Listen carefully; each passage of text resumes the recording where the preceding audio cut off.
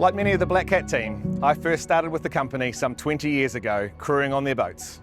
Working my way from deckhand to skipper and manager, I'm now proud to be leading the business as Chief Executive as we head into our 40th year of operation. For 4 decades, we've shared the beauty of Akaroa and Lyttelton, protected our oceans and welcomed adventurers from all over the world. What began in 1985 with one small boat and a big dream has grown into one of New Zealand's leading ecotourism operators.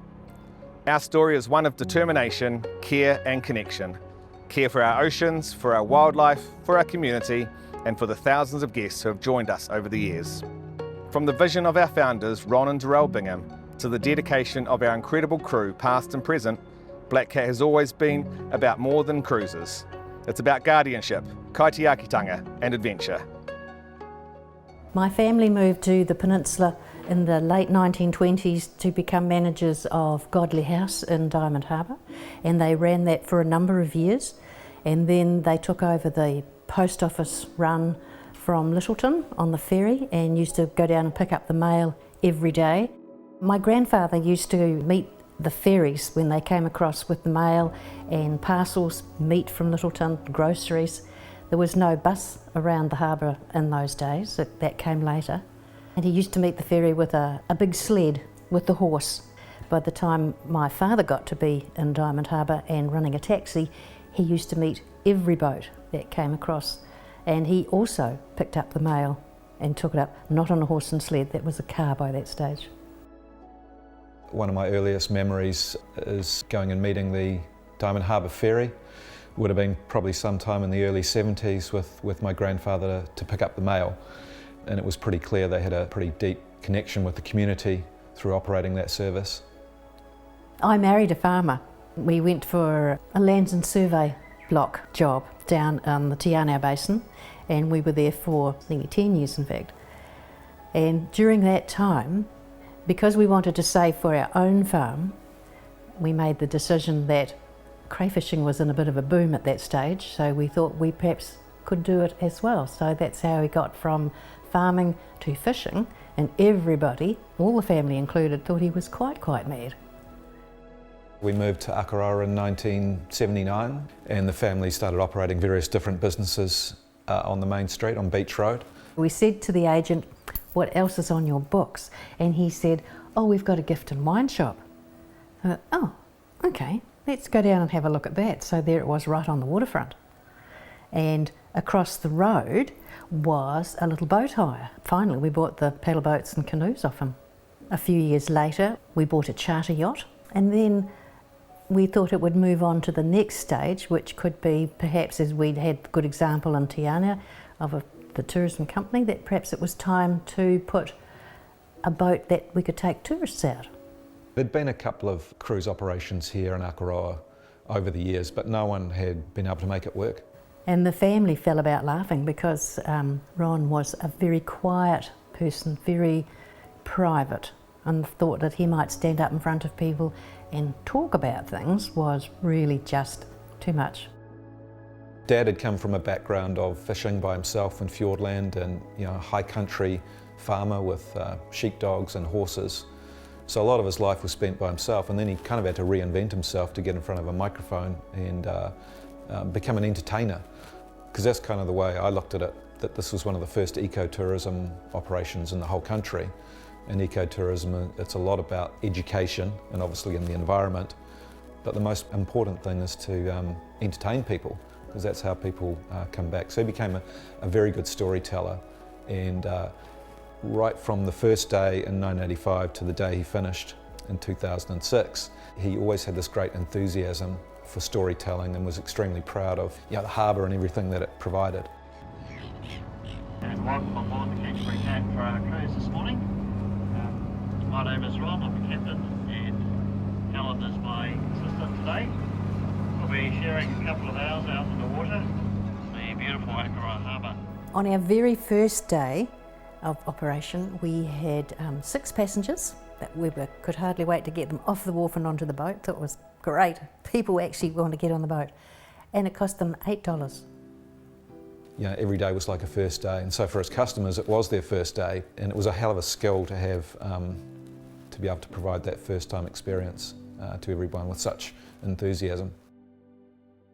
In 1985, Akaroa was much quieter. It went through peaks and shallows, and it was going through a bit of a shallow at that time. Not many people in Akaroa, not a lot of permanent people, very few international tourists. The first international started to be brought over by Pacific Tourways, and we'd seen this bus come in every day, sometimes 2 or 3 people, sometimes 10 and more, and we thought, might be part of a market that we could tap into. Look, it was a reasonably logical step to start operating a small cruise boat. We spent a lot of time out on the harbour, a lot of people on these little canoes and dinghies and paddle boats, and beautiful harbour to see, but no one was doing it. And I think the real difference with the approach the company had was a real commitment to do it every single day. Because when we first started doing it, it wasn't like every day in the school holidays or every day in the summer. It was every single day forever after, effectively. And it was a real commitment to operating the service and doing it properly. The Charmaine was a beautiful boat and a great way to get into the market. But I do recall when my parents decided to buy this large catamaran that everyone thought just one thing, that they were mad. You have to have money to do these things, so we had to go to the bank man cap in hand and ask for a whole load of money, and that was always a bit scary because they let us have the money, and 3 weeks after we got the Canterbury Cat on the water, the 1987 market crash happened, so everybody waited for us to fall in a heap, and actually we didn't. We just kept going, but huge interest rates, and on a number of different occasions we had the interest added on to the end of the principal, so that when it was really very hard to find money anywhere, the boats just seemed like a big hole and you just kept pouring money in. It's always very expensive. Anything that's gone wrong with the boat, it costs you a lot of money, time and money. One of the things which is a theme throughout the 90s, 80s and 90s, was that each time they had enough money to potentially pay off some debt or maybe do some fun stuff, they decided to put that money back into the business. So one boat turned into 2, and the larger catamaran, then a smaller catamaran, the Cat 2, the Clipper, and then a big investment on the main wharf here. So a lot of sacrifice made in those early days to get the business running, and they work 7 days a week, 365.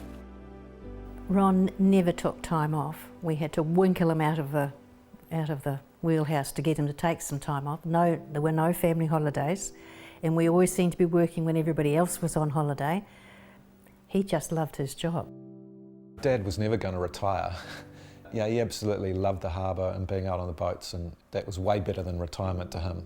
So he had his last day out here in the harbour aged 69, and one of the bus drivers came up to me and said that his passenger had just said that was the best thing that they did in New Zealand. And so I was able to tell him that, and he went out and did one of his last trips. And I think the next day, which was the very last day, he got a round of applause as he was bringing the boat back into the wharf, which was quite unusual. But yeah, I mean, someone knew that was the last day that he was going to be out on the harbour, and it was really going out on a high. Hope to see some dolphins today. We're going right out to the entrance to hopefully see some of them. And as we travel out there, I'll point out things of interest. I always enjoyed working with my dad as well. I learned a lot from him. So I always enjoyed going out on the boat with him. He was always very professional.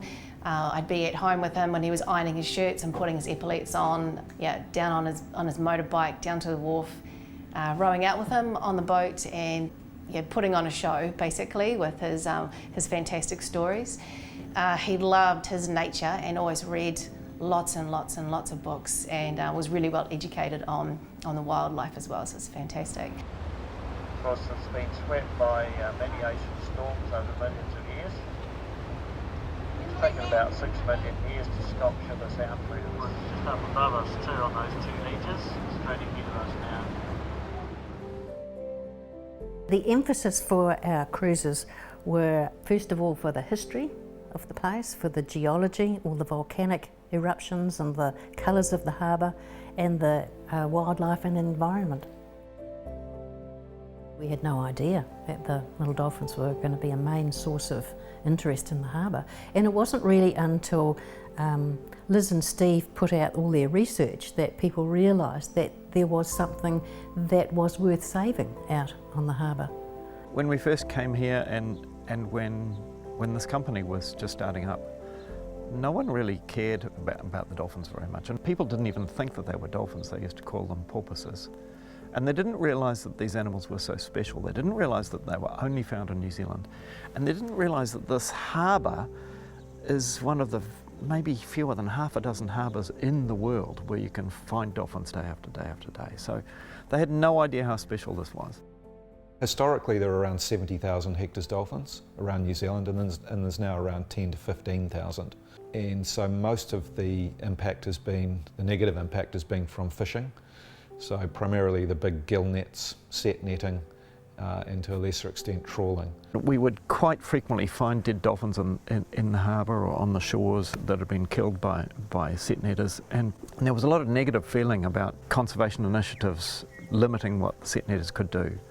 And so this is why it was so very important to have Black Cat there at the same time, promoting the positive things that the dolphins brought. So people could see that actually this is really cool. The protection that's been put in place over the last few years has improved things a lot. So now it's roughly flat lining, and in order to have the population actually recover and make up for the losses that they suffered in those 3 or 4 decades, we'll need a bit more protection to allow them to actually recover. But they've already gone from a steep decline to almost stable. What we established with the dolphins was kind of like a partnership. So the benefits were to flow both ways. So we were to bring awareness, advocate like crazy. I mean, it's the old Jacques Cousteau quote, people protect what they love. So if you can take people out there and show them these beautiful dolphins, and you can literally look them in the eye, then the odds of getting further protection are just greatly enhanced. It became a big part of what Ronald talked about. And in the finish, we used to reckon that the dolphins would come and look at him, because he'd walk out of his door and he'd look over the side of the boat at the, more or less the same time, same place. So we always used to say the dolphins came to look at him, this person with a white beard. Mum and Dad started this business, it was a partnership. It was just them for a lot of years, and they gradually brought on employees, and now we're one of the largest employers on Banks Peninsula. There was a real culture right from the beginning of delivering this outstanding experience. So it wasn't just a matter of going through the motions, and so Dad was really great at setting an example in that respect. He really cared about his boat, Canterbury Cat.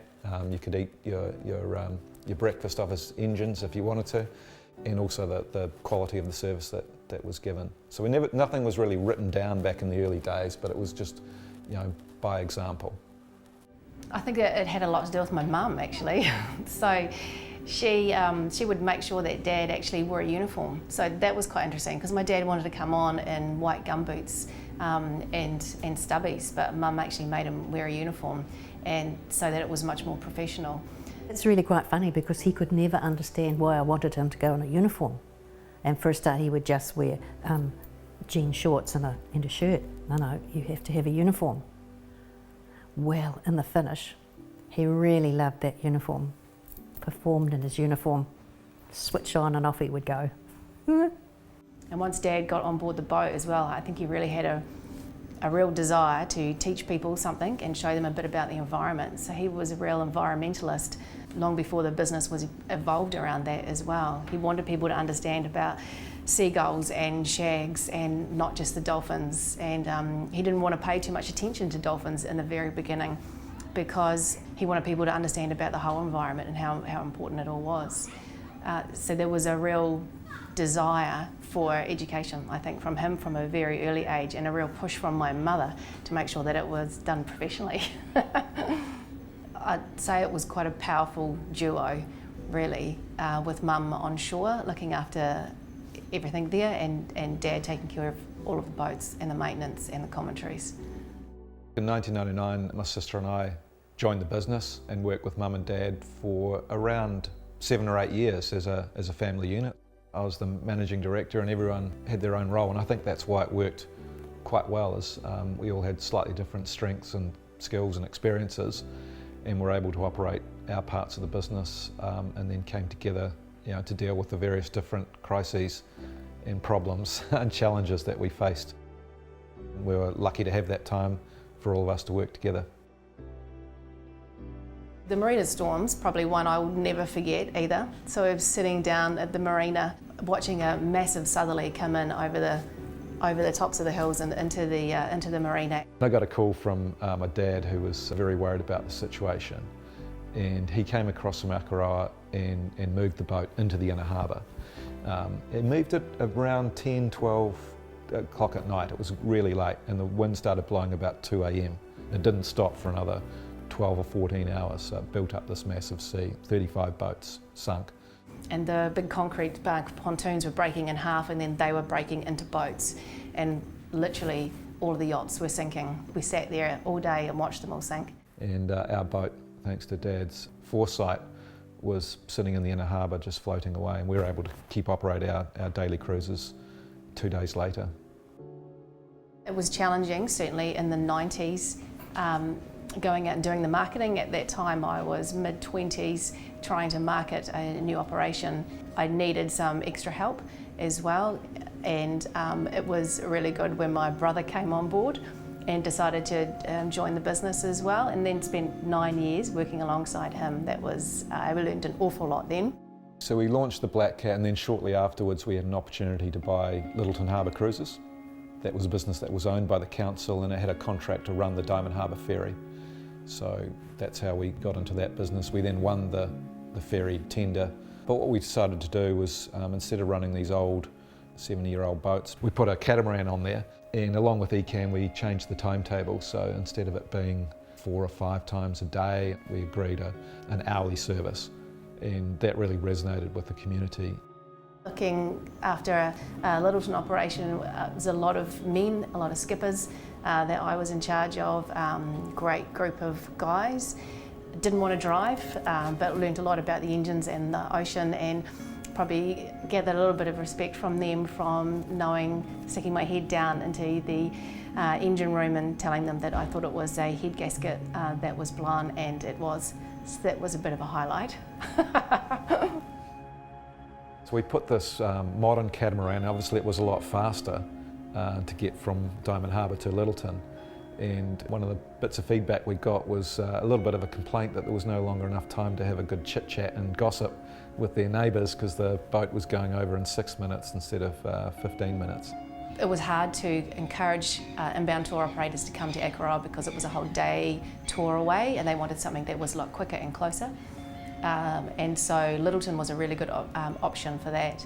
And so starting that up was quite a challenge. Well, we had 2 challenges. One was the boat that we bought was quite unreliable. We bought this boat, which we renamed Black Cat, but it came with these big Caterpillar engines. So every 6 months they would throw a valve, or there'd be an engine room flood or a major problem. They cost us hundreds and hundreds of thousands of dollars. So it was immensely challenging to have that sort of technical maintenance side letting us down, but also we had the challenge of operating a new business, new staff, total new systems.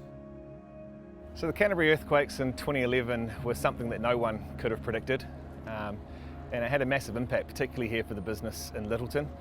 The epicentre for the earthquake was just up on the hills here, not far from where we were, so the devastation around us was pretty immense. As a business, it meant very much changing our operations, so the Lyttelton side of the business downscaled. But through it all, through that determination and that drive to keep going, the Diamond Harbour ferry continued to operate within a matter of days after the earthquake to allow the public to travel back and forth across the harbour. The Akaroa side of the business was not as impacted by the shaking itself. However, obviously travel patterns changed, and we saw a pretty dramatic drop in visitors coming through the region. I guess on the silver lining side of things was the introduction of cruise ships into Akaroa. Unable to land here in Lyttelton, Akaroa was the nearest port, and that helped our business through the 8 years that followed those earthquakes. 2020 is a year that no one will forget, with the global pandemic of COVID-19 sweeping across the world, and with our government deciding to close our borders had a pretty dramatic impact once again on the business.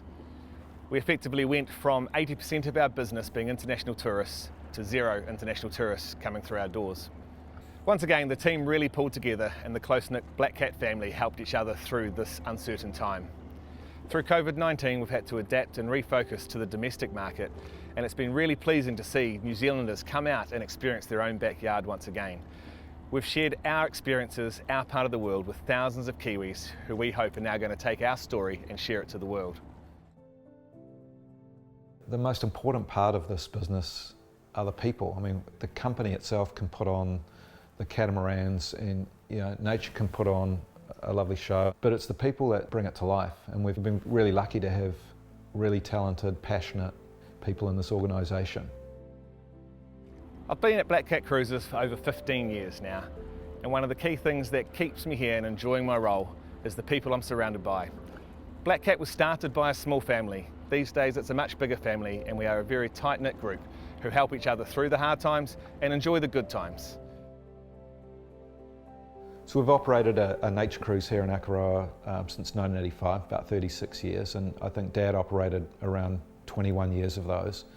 And we had another character called Julian Yates, Capitano Giuliano, as he was known, and he was such a passionate, humble, funny Kiwi, and he was an incredible part of the team here. So you'd go past Black Cat with Julian on board, and he would start nattering away about, oh, those are the researchers, and you could hear him talking to the passengers about us. Most of what he said was true. Most of what he said was true. Yes, he'd always crack lots of jokes on the boat and tell people stuff that was, maybe a little bit more crazy. But, having a character like that on the harbour is really cool. I actually read the 1999 business plan, so it was actually quite interesting to look back 21 years to see what we thought the company might become. And I think we've exceeded our expectations. We certainly had big goals and vision, but winning Supreme Tourism Award and a number of tourism awards along the way, carrying hundreds of thousands of people safely and delivering these great experiences. To be honest, there's a whole lot of things I'm really proud about when I think back on the last 21 years and then also try and look forward another 21 years in the business that I've been involved with here. Got a business here that's led Banks Peninsula in tourism, and it's done it properly.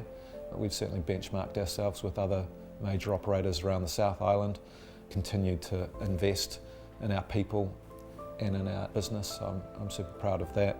I suppose I'm most proud of some of the people that have come through the company. Some of them started as deckhands and are now in charge. Others start as crew members or people washing wetsuits and end up as skippers. And so that's always great as well. When I first started, there was 2 boats and 4 staff, and when I finished, there was 9 boats and 40 staff. So what we created here together as a family was fantastic for the tourism industry, not just for Akaroa and Canterbury, but for New Zealand. So looking back over the last 35 years, I would never have thought that the company would be in the position that it is now, having bought multiple boats, employed multiple people, won tourism awards. Would never have thought that we'd be in this position now. Then look at it now, amazing. I think we just knew that if we hung in there, it would come right, and it did. And besides, they said it can't be done. And we've often thought, shouldn't say that to a Bingham. We're going to prove you wrong, and we did. Yeah. It was fun though.